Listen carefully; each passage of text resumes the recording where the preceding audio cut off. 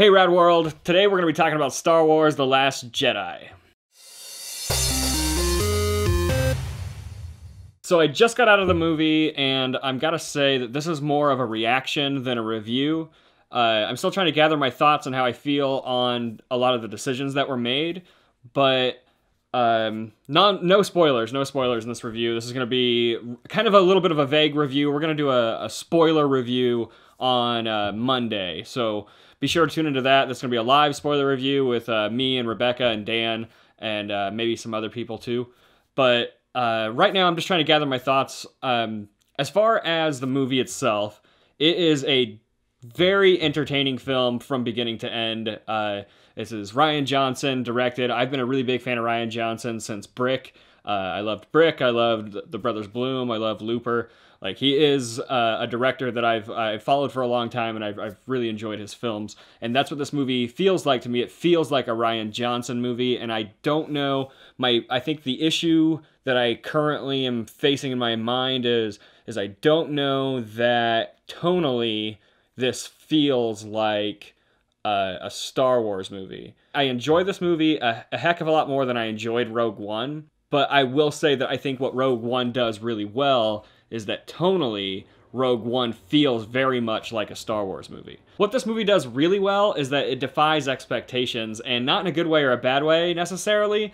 What you think's going to happen isn't necessarily what's going to happen, but when it comes to kind of an overall story, it can be somewhat predictable, but what happens with characters are directions that I did not necessarily see coming, and I'm still trying to process whether or not I enjoy the direction they're taking these characters. And I think that on maybe a repeat viewing, I'll be seeing it again before we do our spoiler review Monday, so maybe in a repeat viewing I'll be able to really hone in, really feel out where I think these characters might be going and whether or not I enjoy the path that they're taking.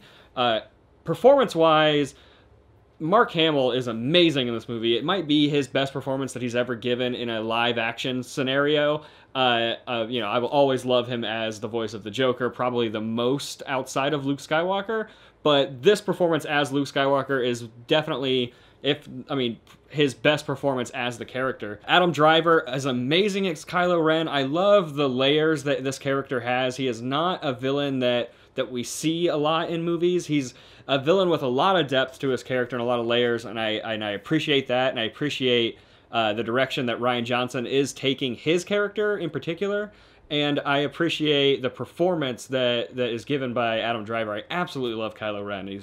I know he gets a lot of hate, and a lot of people call him like a whiny baby, but I really, really enjoy his character a lot. Daisy Ridley brings a lot more depth into Rey this time around than in The Force Awakens. Carrie Fisher is absolutely amazing as Leia, and there are moments in the film that are very, very heartfelt moments with her character, and because of her passing may even be difficult to watch. The action sequences in this film are some of the best action sequences probably in Star Wars. Rian Johnson knows what he's doing when it comes to action sequences. There are some action sequences in this film that are shot similar to that of A New Hope and Empire Strikes Back, that feel very samurai, with having those nice wide shots, like head to toe. You have both your characters completely in a wide. You can see every step they make. I love that aspect that Rian Johnson brings to his action sequences, where you can really get a sense of the environment, get a sense of scale and space, and know where these characters are in a very hectic situation, and he does that extremely well. The lightsaber battles in this are probably my favorite lightsaber battles in any Star Wars film, because the lightsaber battles in the majority of Star Wars have always been a little lackluster or way too over the top, like in the prequels with all the dancing and flipping around. This movie, the lightsaber battles feel epic and awesome, and the things they do with lightsabers are amazing, and some things that I've always wanted to see lightsabers do is done in this film, and some of the things that you see them do, I didn't even realize I wanted to see it happen until it happened, and I was like, that's amazing. That needs to happen more. And sound design around these action sequences are absolutely just phenomenal. I love the way the lightsabers sound. I love the screeches of those TIE fighters. The sound design is absolutely amazing, and the score for this film is far better than the score for Force Awakens. I like the score in Force Awakens, but Last Jedi's score, definitely better. There are definitely more memorable moments. The battle on Crate that we've seen moments of in the trailer, the score on that is just phenomenal. I absolutely love John Williams' score, but I mean, it's always good, but in this particular, it is so much better than what the past movie was. On a film level, just from beginning to end, I think this movie is extremely entertaining. I think that there's a section of the movie that I didn't care for as much, but aside from those moments, the pacing is very well done. It does not feel like 2.5 hours, that's for sure. The issues that I have with the movie are not with the film itself, but with decisions that were made regarding some of the characters.